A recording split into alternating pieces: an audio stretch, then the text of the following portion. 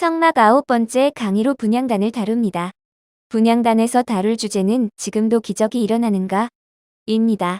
성막의 구조를 보겠습니다. 성막의 출입문은 동쪽에 하나밖에 없습니다. 출입문을 통과해서 들어가면 번제단이 나오는데 번제단은 하나님께 드릴 제물을 불로 태워 연기를 올려드리는 곳입니다. 번제단을 지나면 물두멍이 나옵니다.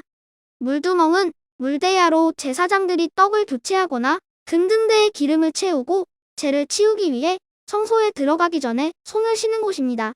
손을 씻는 이유는 회개를 의미합니다.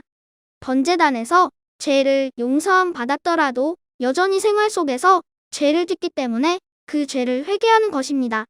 물두멍은 성소 앞에 있는데 성소의 문은 휘장 즉 커튼입니다. 성소 안에는 등잔대와 떡상과 분향단이 있습니다. 성소 정면에도 휘장이 있는데 휘장을 지나면 지성소입니다. 지성소에는 언약궤가 있습니다. 오늘은 성막 9번째 시간입니다. 첫 번째 시간에는 오직 하나의 성막만 만들라고 하신 것에서 시대가 변해도 변하지 않는 절대 진리나 윤리가 있다, 없다는 논쟁을 살펴보았고, 두 번째 시간에는 하나님께서 성막의 설계도를 직접 만드신 것처럼 인간 사회의 윤리와 도덕도 직접 설계하셨다는 것을 보았고, 세 번째 시간에는 성막에 하나밖에 없는 물을 다루면서 왜 절대 오름이 있다는 생각이 비난받아야 하는지에 대한 의문을 제기했습니다. 네 번째 시간에는 성막의 울타리에서 모든 것을 허용하여 기준이나 한계가 없는 윤리가 과연 윤리일까라는 문제를 제기했습니다. 다섯 번째는 좀 더 현실적으로 번제단을 통해 죽어야 사는 윤리적 기준이 이기적이지 않은 것이 하나님 자신이 스스로 죽으셨기 때문임을 다루었습니다. 여섯 번째로 물두멍을 통해 인간의 본성에 대해서 다루었습니다. 일곱 번째로 등잔대에서 빛으로 오신 하나님과 믿음이 사람들이 세상을 진보시킨다는 것을 살펴보았습니다. 여덟 번째 떡상에서 지금도 여전히 하나님의 명령과 뜻이 우리에게 내려진다는 것을 확인했습니다. 오늘은 아홉 번째로 분향단입니다. 분향단에서 지금도 자연의 섭리와 과학을 거스르는 기적이 일어나는가? 라는 질문의 답을 찾아보려고 합니다.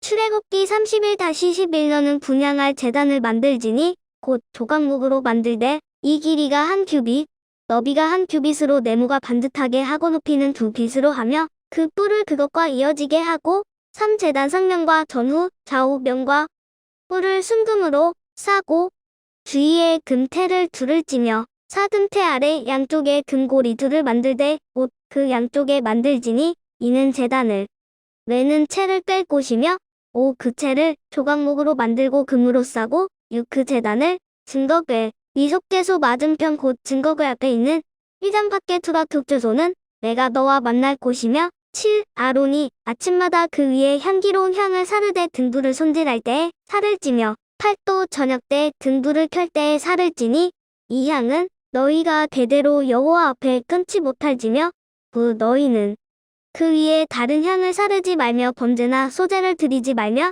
전제에 술을 붓지 말며 10. 아론이 1년에 한 번씩 이 흥단 뿔을 위하여 속죄하되 속죄제의 피로 1년에 한 번씩 대대로 속죄할지니라. 이 제단은 여호와께 지극히 거룩하니라. 분향단은 기도의 장소입니다. 향은 성도들의 기도를 뜻합니다. 요한계시록 58 그 두루마리를 취하심에 네 생물과 24 장로들이 그 어린 양 앞에 엎드려 각각 검은고와 향이 가득한 금 대접을 가졌으니 이 향은 성도의 기도들이라. 분향단은 정사각형으로 가로 세로 모두 1규빗 약 50cm 정도 됩니다. 그리고 높이가 2규빗으로 1m 정도입니다. 정사각형은 하나님의 공의를 뜻합니다. 하나님은 공의로우셔서 기도하면 반드시 응답하십니다. 분향단은 떡상처럼 조각목에 금을 입혀 만들었습니다. 고리나 채도 모두 금으로 만들었습니다. 조각목은 평범한 인간을 뜻하고 금은 믿음입니다. 분향단에서도 죄인인 우리의 부족한 믿음이지만 그것을 기쁘게 받으시는 하나님의 사랑과 은혜를 발견하게 됩니다. 분향단에서 특이한 것은 뿔입니다. 뿔은 번제단에도 있는데 하나님의 능력을 뜻합니다. 번제단에서는 생명과 구원의 능력이라면 분향단에서 기도응답의 능력입니다. 향은 아침과 저녁으로 피워야 했는데 하루의 시작과 마침이 기도가 되어야 합니다. 그리고 아침과 저녁에는 등불도 손질하고 기름을 보충했는데 빛 대신 예수님의 이름으로 기도하는 것과 연결됩니다. 향은 하나님께서 정하신 재료로 만들어야 했는데 다른 향을 피우면 안 됩니다. 하나님의 뜻대로 하는 기도어야 하는 것입니다. 하나님의 뜻은 주기도문에도 나오듯이 하나님의 뜻이 이 땅에 이루어지고 우리의 일상에 필요한 것을 구하고 타인을 용서하는 것입니다. 그런데 기적이 일어난다고 믿습니까? 기적보다는 노력과 합리적인 사고방식과 적절한 조치가 문제를 해결하는 근본 열쇠라고 믿고 있지는 않습니까? 우리가 기도하지 않는 이유가 여기에 있습니다. 기적은 일어나지 않는다는 기도에 대한 불신 때문입니다. 하나님은 전능하시지만 결코 내 문제에 개입하지 않는다는 오해가 그것입니다. 기도하지만 기도에 응답하시는 하나님을 믿지 않습니다. 그러면 왜 기도할까요? 자신의 마음의 평안을 위해서 합니다. 불신자들이 명상으로 마음을 다스리듯 그리스도인들은 기도로 마음을 다스리려고 합니다. 이것은 정상적인 신앙이 아닙니다. 한방이나 일반 병원에서도 치료를 포기했어요. 저를 아는 교회 신도들의 새벽 기도와 제 간절한 기도에 하루아침에 병이 다 나았어요. 크리스천 투데이의 기사 제목입니다. 한 영혼의 구원을 위한 기도가 26년 만에 응답받은 기적. 국민일보 기사 제목입니다. 기적을 품은 아이들. 크리스천 투데이의 또 다른 기사 제목입니다. 자살 충동 느끼던 이란 여성. 예수님 환상 본 후 개종. 하나님은 어제나 오늘이나 동일하신 분이십니다. 우리의 기도에 응답하시고 아픔에 공감하시고 문제를 해결해 주십니다. 지금은 이성의 시대라고 부르지만 아닙니다. 감정의 시대입니다. 교회 안에 일어나는 수많은 치유와 회복을 본다면 세상이 교회를 비난할 수 없습니다.